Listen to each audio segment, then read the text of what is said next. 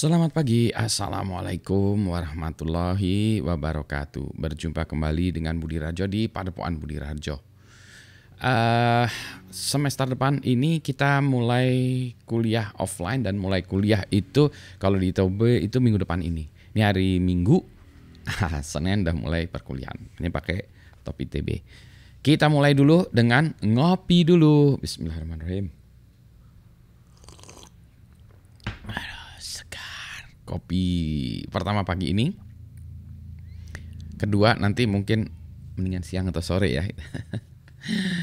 Jadi pagi-pagi ini tadi udah ngelihat ternyata masih ada juga yang pawai 17-an ya di depan 17 Agustusan digeser ke arah hari Minggu tuh mungkin kalau sebelum-sebelumnya mungkin pada nggak siap gitu ya. Jadi tadi ada satu RT, saya lupa tadi ininya di mana ya, tadi RT 2 RW 2, RT 2 RW 2 atau apa gitu ya. Pameran di situ. Nah, sekarang minggu depan ini ada kuliah yang terkait dengan hardware. Jadi saya ngajar kuliah arsitektur komputer lanjut ya. Jadi advanced computer arsitektur.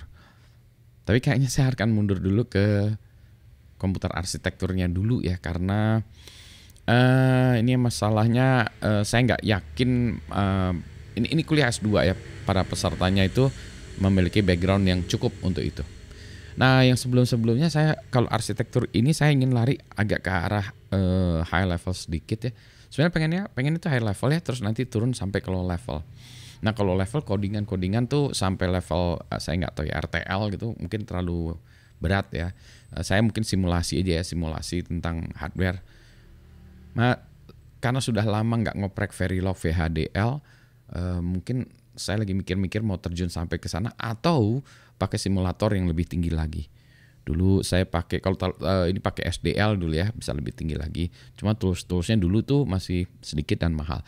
Saya pengennya tools visual ya yang bisa membuat blog komunikasi. Jadi nanti blognya ini berkomunikasi via some kind of API ya, some kind of API. Tapi karena hardware itu paralel ya, misalnya ada satu komponen lagi jalannya. Jadi kalau dulu susah, kalau saya mensimulasikan hardware ini dalam software susah, karena saya harus membuat scheduling bahwa ini dan ini itu paralel. Sementara komputernya kan ngeraninnya tuh pakai scheduling ya kan, ini nggak ada concurrency dulu, jadi susah. Itulah sebabnya sekarang saya mulai memodelkan ini tuh dengan menggunakan Golang. Jadi sebetulnya saya memodelkan hardware dengan Golang. Tujuannya sih bukan pengen buat hardwarenya ya, tapi ingin membuat menunjukkan ya, misalnya bagian ini tuh bagian cache, bagian ini bagian CPU, bagian ini bagian memori atau apapun gitu ya.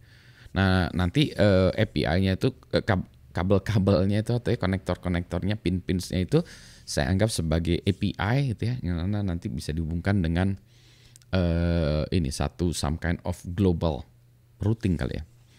Pak, daripada pusing-pusing buat Golang, mendingan langsung aja pakai Verilog dan VHDL. Ya iya sih sebetulnya gitu. Hanya ini saja nih, saya tuh pengen ngajarinnya tuh lebih yang paling gampang ya. Karena Golang ada di mana-mana, itu saya pakainya itu karena dan ada concurrency di Golangnya. Saya pakainya itu concurrency-nya di Golang.